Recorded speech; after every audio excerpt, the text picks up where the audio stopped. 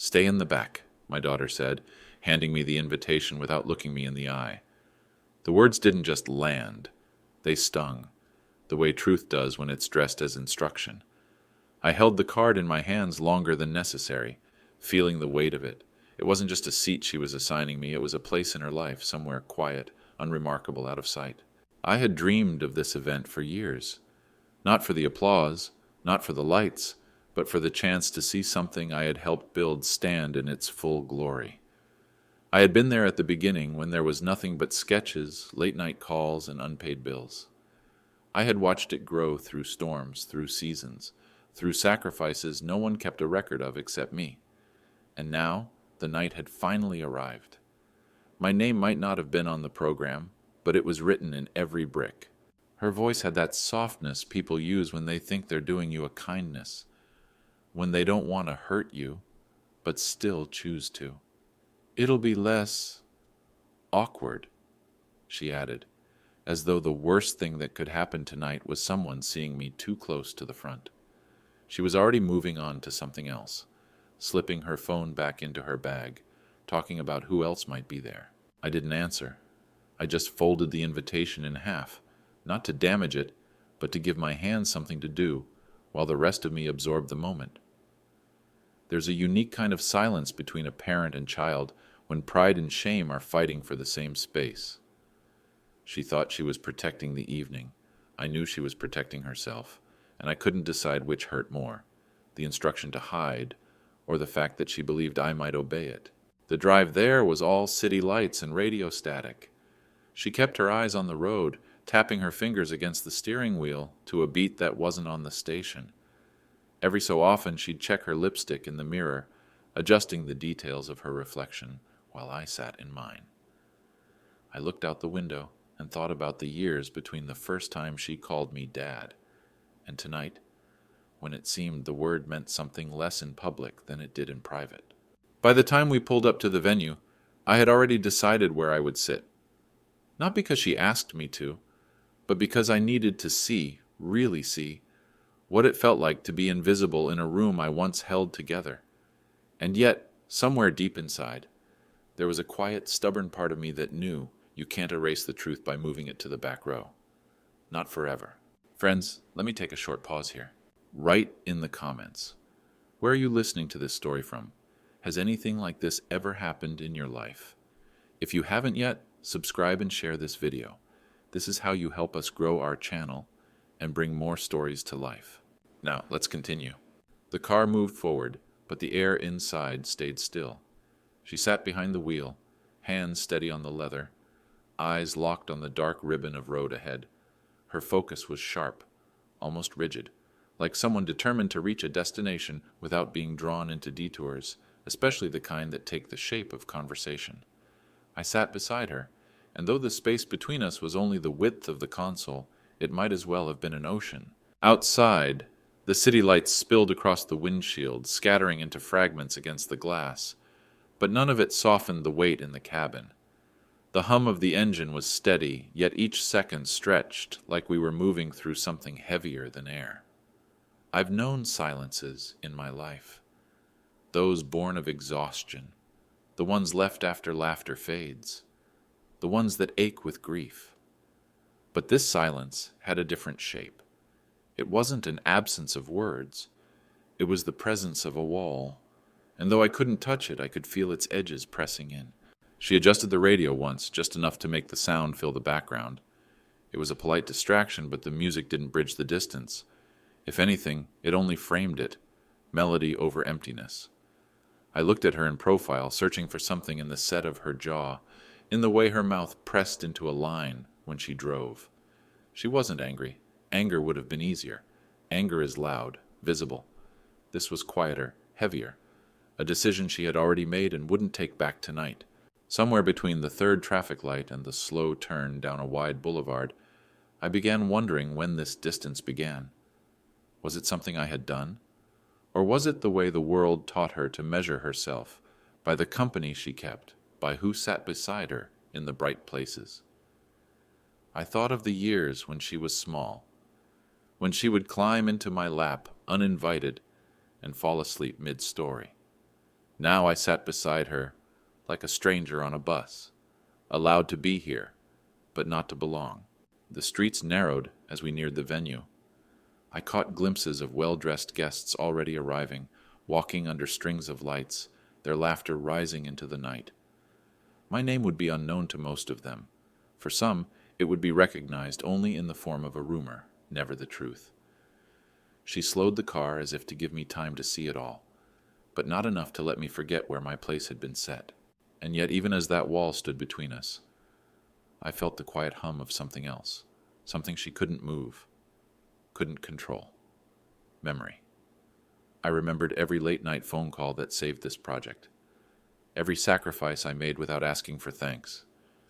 I remembered when she was proud to stand beside me.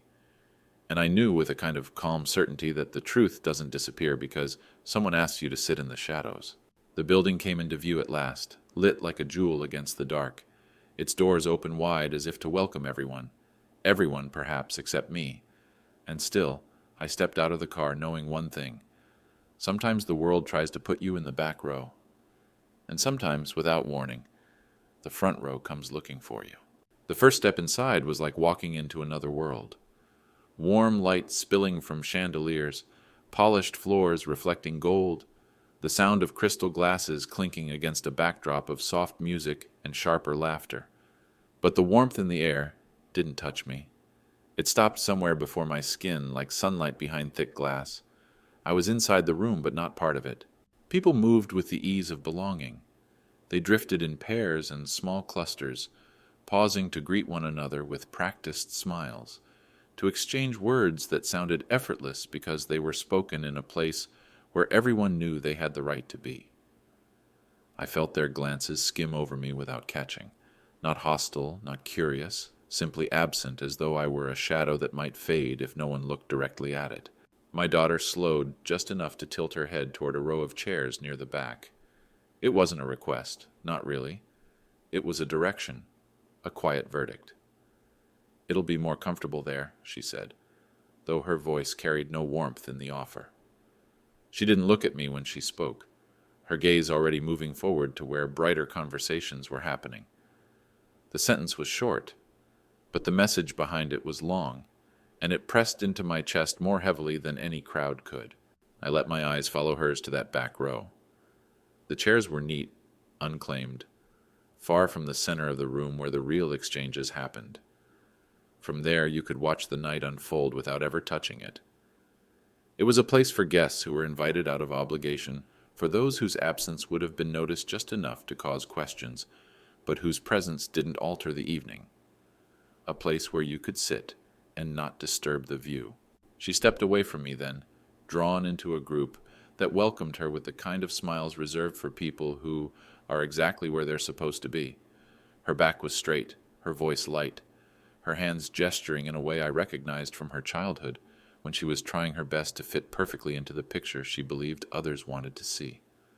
I stood still for a moment longer, letting the movement of the room swirl around me. The air carried the scent of perfume and polished wood, layered with the faintest trace of something metallic from the sound system above. I could hear the notes of the music more clearly now, but they seemed to belong to someone else's story.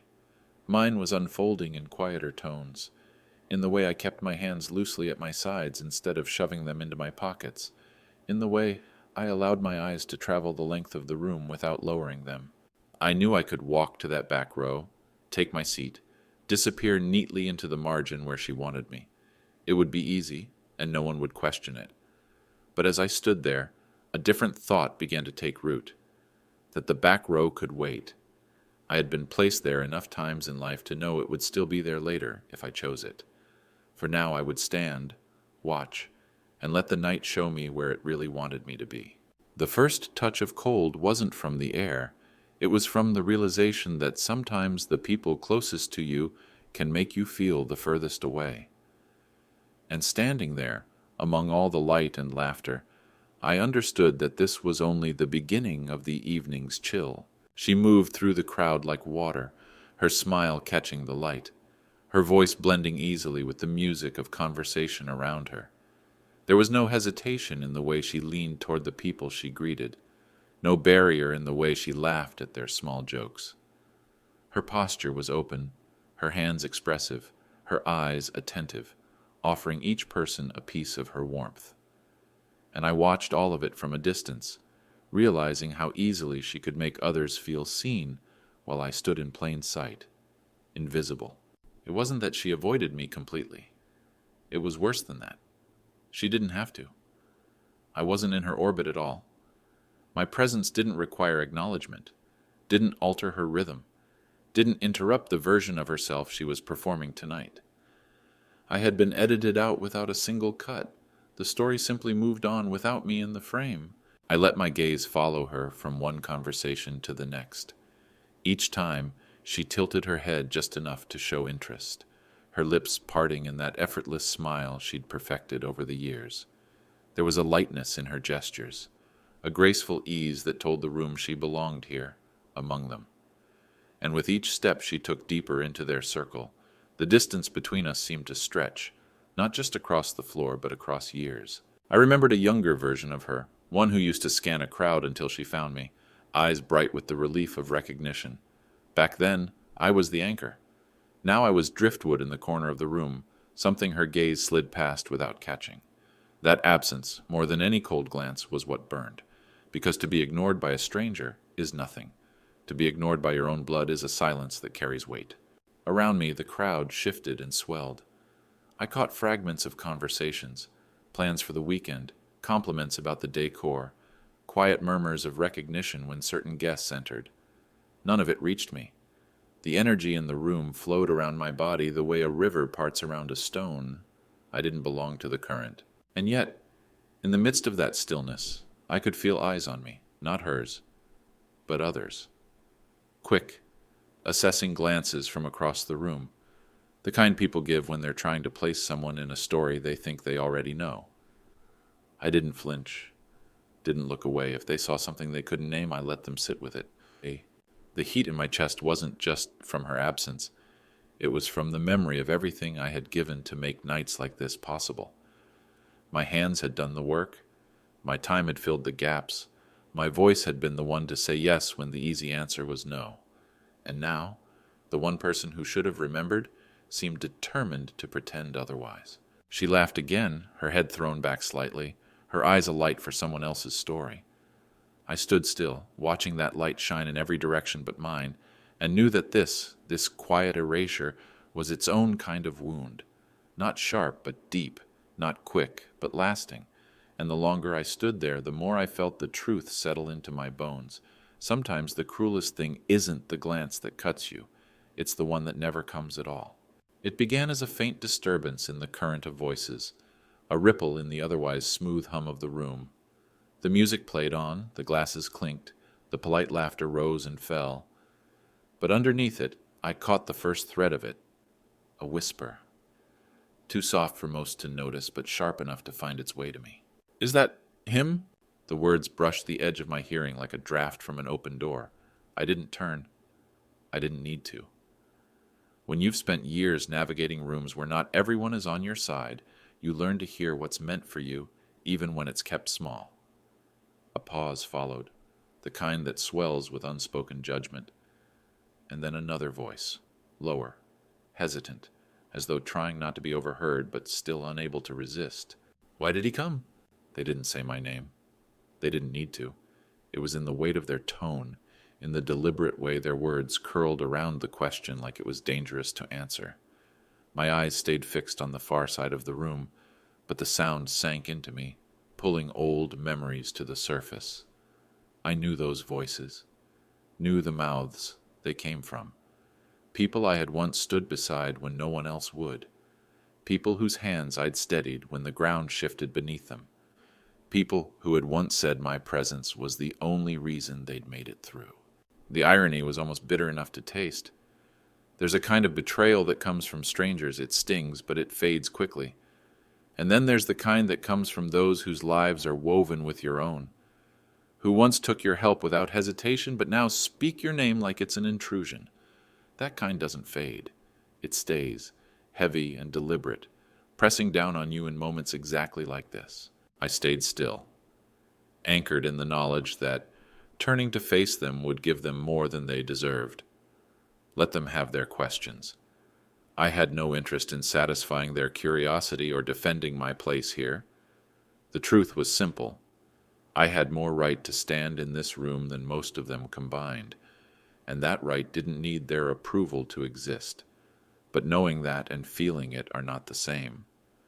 The whispers lodged themselves deep, refusing to be brushed away. One of them laughed, soft, quick, the kind of laugh people use when they're covering discomfort with cruelty. I heard footsteps shift, the fabric of expensive shoes scraping faintly against the floor as they moved away. The sound didn't bring relief. The damage was already done. I let my gaze sweep the room, not to find them, but to remember. Each polished face here was another thread in a fabric I had helped weave.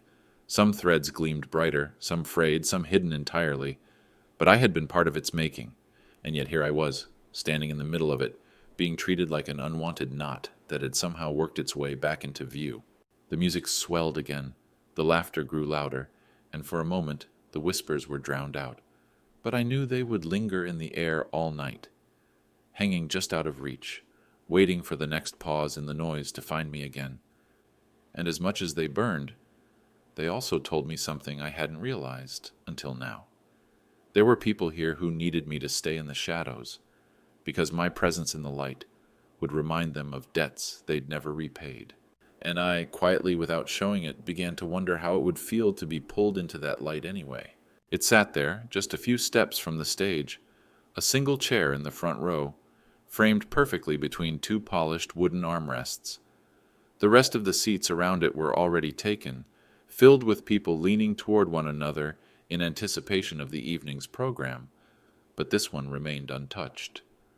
Not ignored, no. There was too much intention in its emptiness for it to be an oversight. It was the kind of seat that people's eyes flicked past without pausing, as if everyone in the room had silently agreed it wasn't theirs to take. I found myself looking at it again and again, the way you look at a locked door you've never tried to open, wondering what lies behind it, but knowing the answer might not be welcome.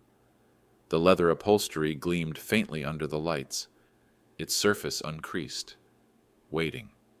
From where I stood, I could see the program placed neatly on the cushion, angled just so, as if some invisible hand had prepared it in advance. It didn't need a sign that read "reserved." The air around it carried that message. I knew the type of person it was saved for. Someone whose name would be announced with ceremony, whose history with this place would be summarized in flattering sentences, whose presence would be framed as a privilege for everyone else. Once upon a time, I might have been that person, not because I chased the spotlight, but because my name and work had been written into the bones of events like this. And yet tonight I stood at a distance, unacknowledged, as if all those years had been erased with one decisive stroke.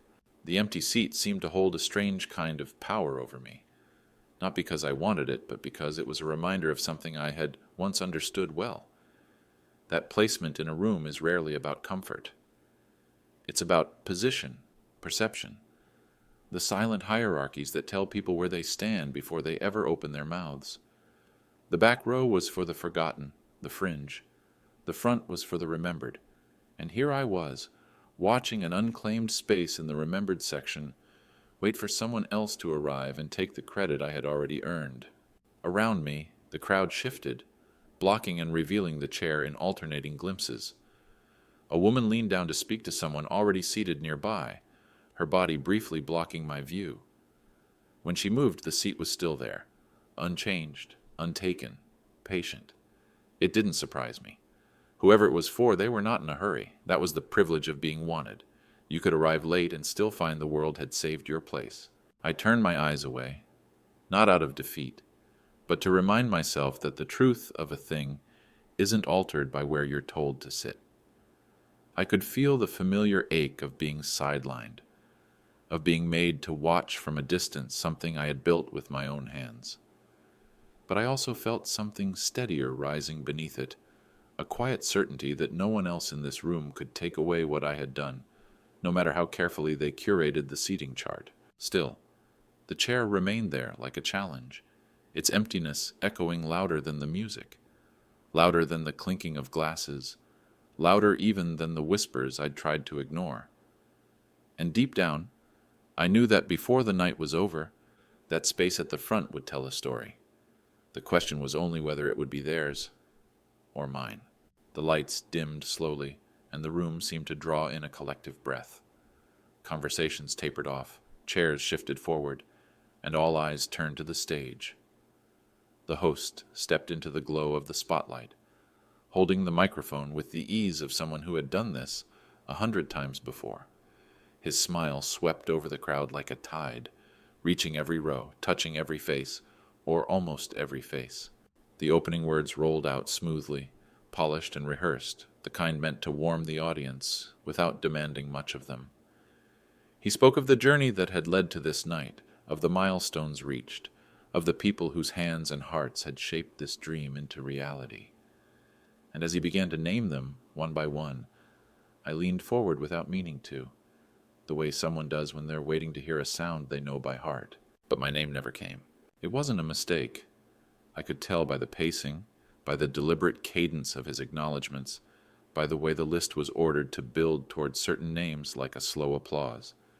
My absence in it was too neat, too clean to be accidental, and so I sat back, letting my shoulders settle against the chair, feeling the slow, heavy press of understanding settle into my chest. This was the final version of the story they wanted to tell.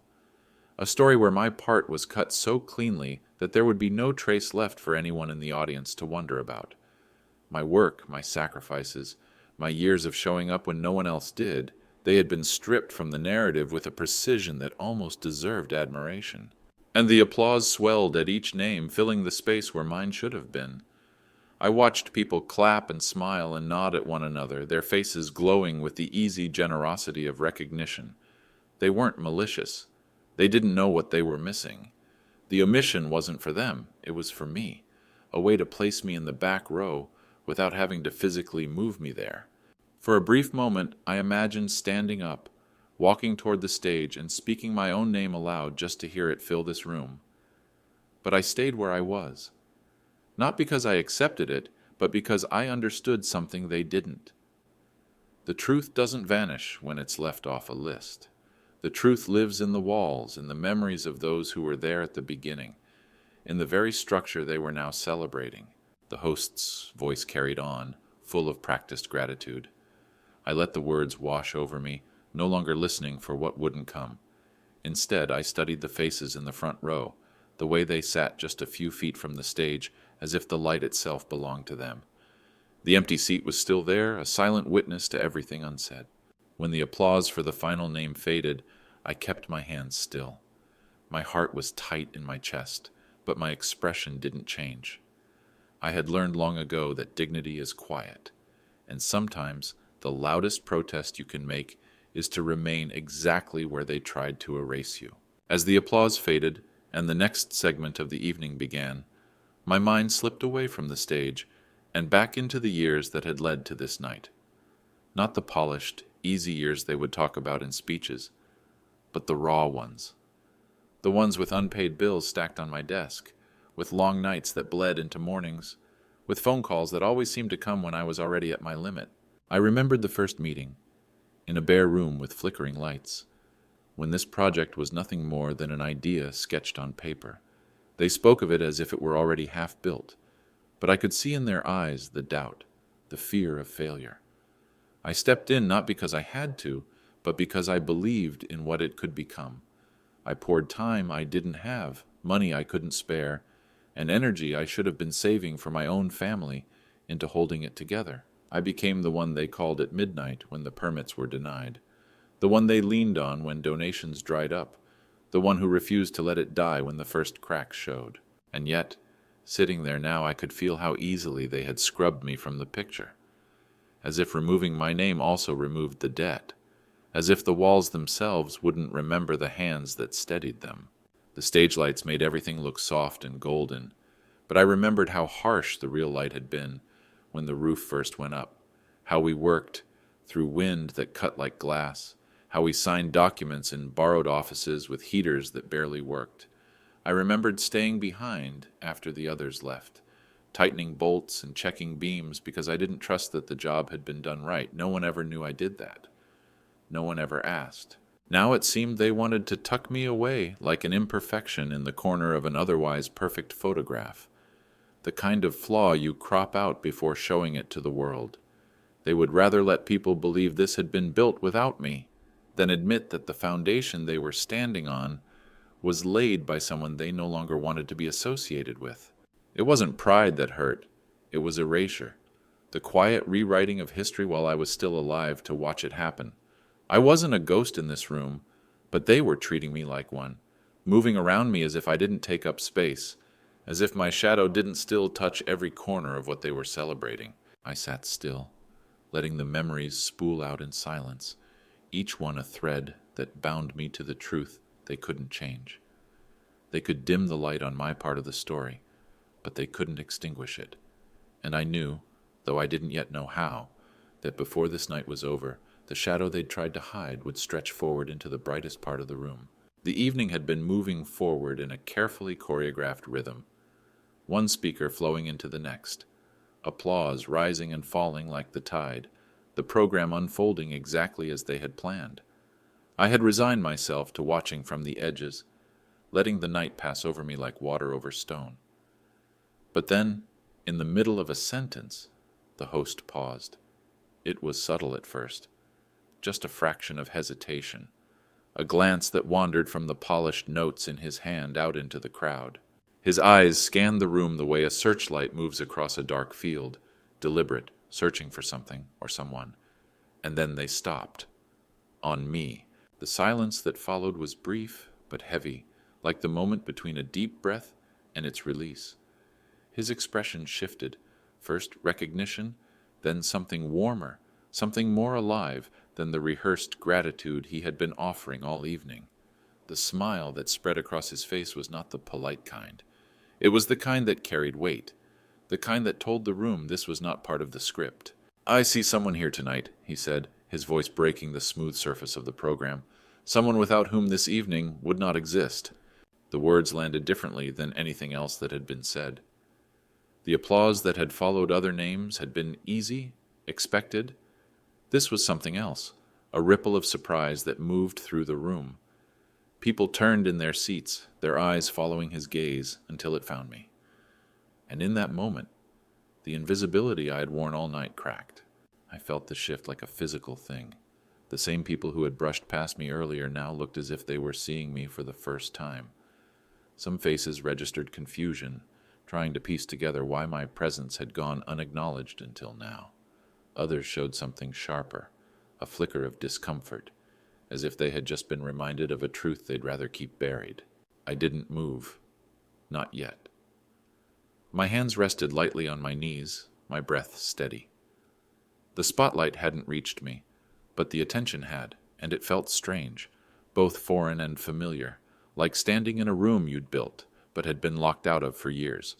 The host's voice carried on, but I barely heard the exact words. What mattered was the break in the pattern, the public acknowledgement that the version of history they had presented was incomplete without me. In a single sentence, he had undone the quiet erasure that had been stitched so carefully into the night. Around me, the energy shifted. The whispers from earlier fell away, replaced by something heavier, curiosity, respect, and for a few, unease. I saw my daughter across the room, her smile frozen mid-conversation, her posture stiffening as if she'd just been caught in a draft of cold air. She didn't turn away, but she didn't come closer either. I understood then that the night had just changed course. I hadn't planned it. I hadn't forced it. But there it was. Truth finding its own way to the surface, without permission, without apology. And in the stillness of that moment, I realized that sometimes the turning point doesn't come from standing up and demanding to be seen. Sometimes it comes from someone else deciding they can no longer tell the story without you. The applause that had followed his words was scattered at first, uncertain, as if the room couldn't quite decide whether to join in or wait to see what would happen next. The host didn't let the hesitation slow him. He stepped down from the stage with a calm certainty, the microphone still in one hand, the other free as he began to make his way through the narrow aisle between the rows. It was the kind of walk that seemed to stretch longer than it was, the kind that made every head turn to follow it. People shifted in their seats, leaning slightly to see who he was moving toward. I could feel the attention tightening around me like a spotlight that hadn't yet found my skin, but was already warming it. My daughter was seated not far away, angled just enough that she could see him coming. Her posture stiffened instantly, her back straightening, her shoulders drawing in, her fingers curled into the armrest, the knuckles pale with pressure. It was the smallest movement, but I caught it. The kind of involuntary reaction you have when something you thought was under control suddenly isn't. The host didn't hurry. There was no rush in his steps, only a steady inevitability, as if he had already decided the ending to this moment and was simply walking toward it. I felt the air shift with each row he passed, the murmur of voices dropping into a silence that grew heavier the closer he came. He wasn't just acknowledging me from a distance. He was crossing the invisible barrier that the entire evening had built around me. When he reached me, he didn't just extend his hand as a formality. He clasped mine firmly, with the kind of grip that doesn't leave room for retreat. It wasn't a pull, exactly. It was an insistence, a wordless refusal to let me stay seated. His eyes met mine in a way that made it clear this wasn't charity, wasn't pity. It was recognition, and it had weight. For a fraction of a second, I considered resisting. Not because I didn't want to move, but because I understood that the moment I stood, the night would change. Its balance, its story, the way people remembered it. But the pressure of his hand told me it was already changing, whether I chose to move or not. I rose slowly, the movement breaking whatever invisible seal had kept me anchored in that seat. The applause grew, still uneven but louder now, rippling outward as more people realized what was happening. I didn't look at my daughter. I didn't need to. I could feel the heat of her gaze, the tension in the air between us, the unspoken conflict that this single act had dragged into the open for everyone to see. The host didn't let go as we began to walk toward the front. His hand was steady, grounding, as though he understood that once you pull someone out of the shadows, you owe them the dignity of walking with them all the way into the light. And so, step by step, we moved forward, past the rows that had been meant to contain me, past the faces that now saw me differently, toward the space I had been written out of, but had always belonged to. We stopped only when we reached the very front, where the stage loomed just a few steps away, and the light spilled brightest. The empty chair was still there, its program resting neatly on the seat, untouched all night. The host released my hand only long enough to gesture toward it, his voice carrying easily through the microphone so there was no chance anyone could pretend not to hear. "You should be here," he said, the words clear and unhurried. "In the front row." It wasn't an invitation dressed in polite uncertainty. It was a statement, a decision made in the open, impossible to soften or retract, the kind of sentence that rearranges a room. For a second, there was no movement, only the stillness of an audience caught between habit and truth. Some looked at him, some at me, some at the empty chair that had been silently waiting for someone else. I glanced at the seat, aware that every eye was on me. This wasn't about comfort. It wasn't even about proximity to the stage. It was about position, about undoing in a single moment the deliberate removal that had defined the evening until now. My instinct was to wave it off, to keep walking past, to avoid the scene they would surely replay in their minds later. But the host didn't step back. His hand returned to my arm, firm but not forceful, as if to say, "This isn't about what's easy for you. It's about what's right." The applause began again, hesitant at first, scattered like drops of rain before a storm. Then it grew, gathering strength as if the room was testing how it felt to acknowledge me in this space. I could see faces shifting, some lit with genuine recognition, others tight with discomfort, as though the simple act of placing me here was a quiet accusation. I lowered myself into the seat, the leather cool against my back, the program's crisp edges brushing my fingertips as I picked it up. For a heartbeat, I simply sat, letting the reality of it sink in. From here, the stage seemed closer than I'd imagined all evening. The details sharper, the voices clearer. But more than that, I could feel the shift, not just in where I was sitting, but in how the room had to see me now. The host stepped back toward the microphone, his eyes meeting mine briefly before he turned to the audience. There was no explanation, no apology, no attempt to smooth over the break from the program. He simply continued, as if this had always been the plan, as if the night couldn't move forward without this correction. I knew this seat wouldn't erase the erasure. It wouldn't rewrite the list. It wouldn't silence the whispers. It wouldn't undo the years of distance between me and the people who wanted me in the shadows. But it was a breach in the wall they had built, a breach wide enough for the truth to pass through.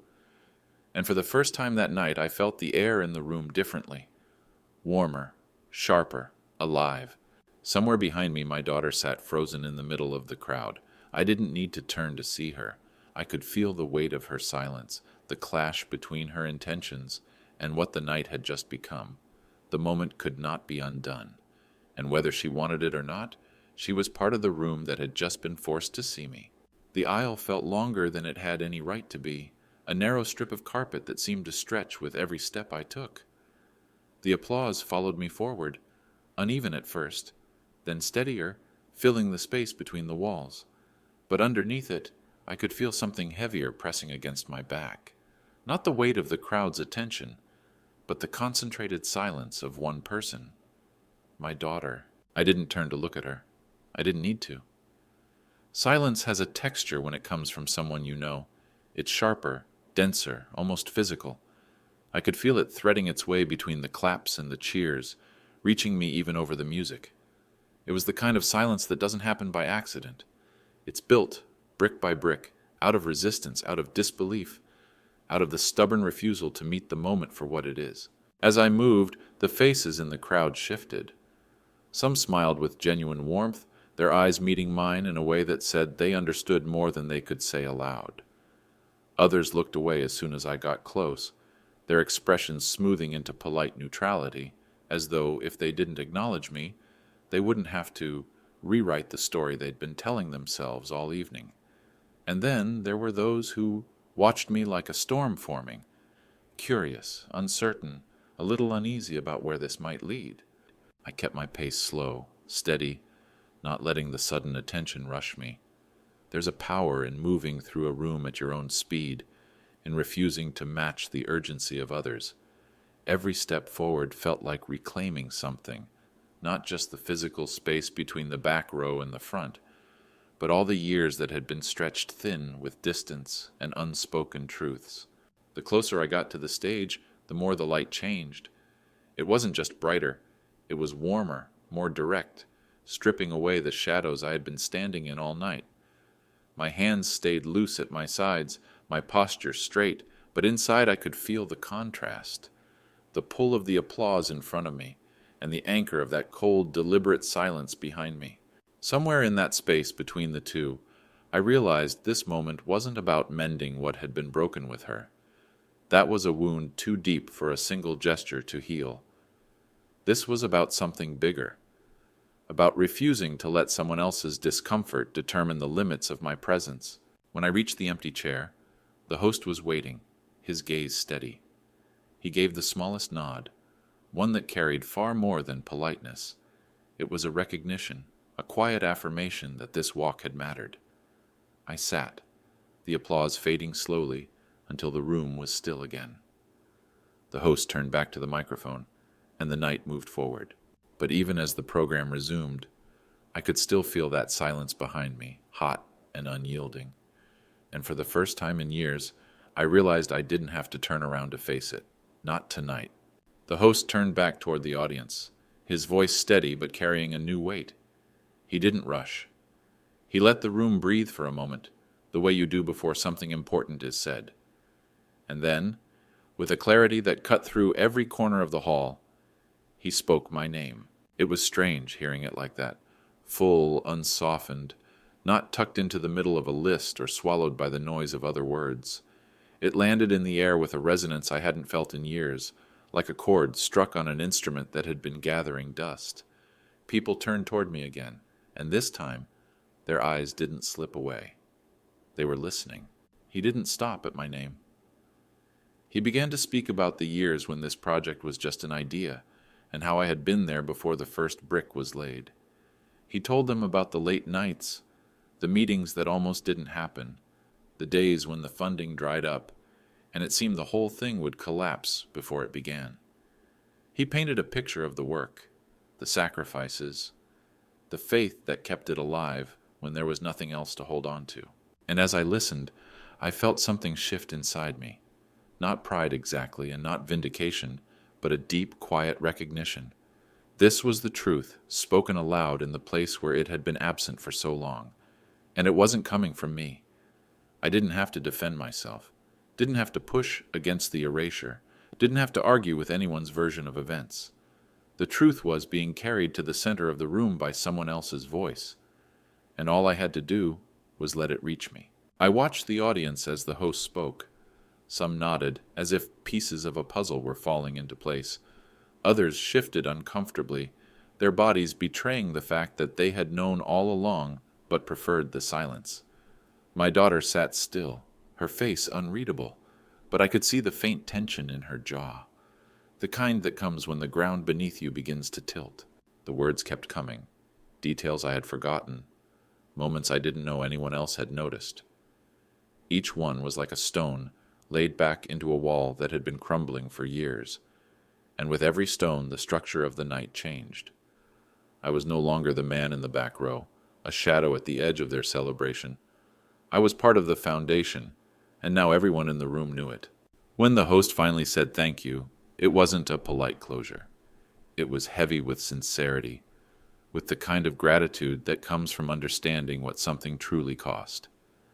The applause that followed was louder this time, fuller, as if the audience itself had decided to correct the earlier omission.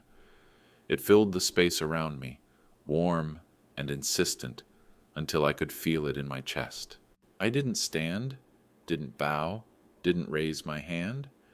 I just sat there and let the sound wash over me, the way you might stand in the rain after years of drought, soaking it in, knowing it couldn't replace what had been lost, but feeling its weight all the same.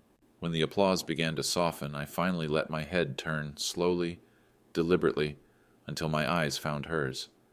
She was easy to spot even in the crowd, not because she was doing anything to stand out, but because she was trying so hard not to. Her shoulders were drawn in, her hands folded too tightly in her lap, as if she could make herself smaller, less visible, if she just willed it hard enough. Our eyes met, and the noise of the room seemed to fade to a low hum.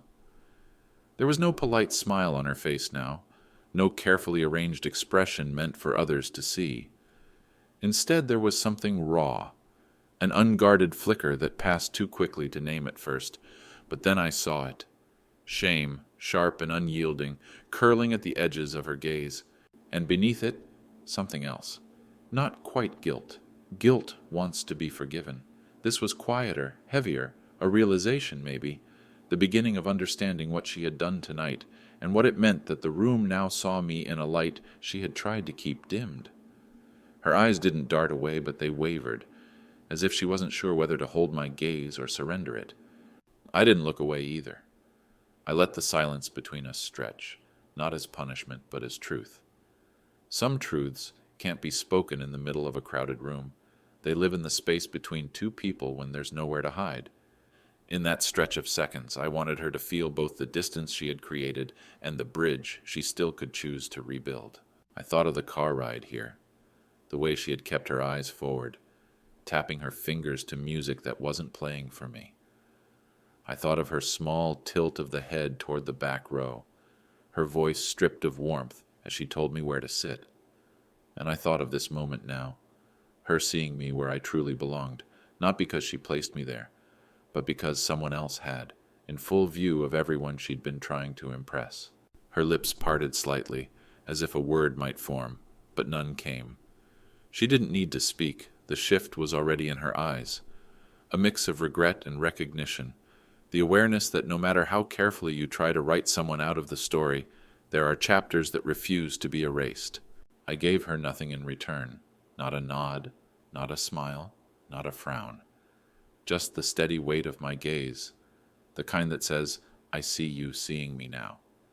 And then I turned back toward the stage, letting the moment rest exactly where it belonged, unfinished, but unignored. When the final words of the program were spoken, and the last round of applause rolled through the hall, people began to rise, gathering their coats and bags, already drifting toward the exits. The energy shifted from performance to departure. A soft chaos of footsteps, murmured goodbyes, and the rustle of fabric. I didn't move. I stayed in the first row, my hands resting lightly on my knees, watching the tide of the evening recede. The stage lights were dimming now, their heat easing from my skin, but I could still feel where they touched me. The host was somewhere off to the side, shaking hands, accepting thanks, his earlier gesture already folding into the many moments of the night. But for me, it wasn't fading. It was settling. The seat beneath me was firm, its edges solid, as though it had been waiting for years for this exact moment. Not just to be filled, but to be filled by me. And I understood something then. This wasn't about claiming a position or proving anyone wrong. It wasn't about triumph or vindication or even the applause. It was about the quiet correction of something that had been bent for too long. It was about the world finally aligning, even for just one night, in the shape it should have taken all along. I listened to the sound of the hall emptying. The voices grew fainter, the footsteps more scattered, until only a few remained, their echoes stretching into the high ceiling. I didn't rush to join them. I wanted to feel the weight of this seat for as long as I could, to memorize the stillness that followed recognition. It was the kind of stillness you can't fake, the kind that comes only after the truth has been allowed to stand in the open. Somewhere behind me, I imagined my daughter moving toward the door. I didn't turn to see. Whether she looked back or not didn't matter now. This wasn't a victory to be displayed or shared. It was a truth to be kept, carried quietly, like a stone in the pocket you reach for in difficult times. A reminder that no matter how many times someone tries to put you in the shadows, the light will find you when it's meant to. The hallkeepers began their slow sweep through the rows, checking for forgotten belongings. I stayed a moment longer, unmoving, until the sound of their work reached me. Only then did I stand, my hands brushing the arms of the chair, as if to leave a silent mark, a trace that I had been here. I walked out without hurry, the echo of my steps following me into the cooler air outside. The night was quiet, the streets nearly empty, but inside me there was something steady, unshakable. Not the rush of triumph, but the deep, grounding weight of justice, not loud, not demanding, but present. And as I stepped into the dark, I carried it with me, knowing it would last long after the lights of the hall were gone.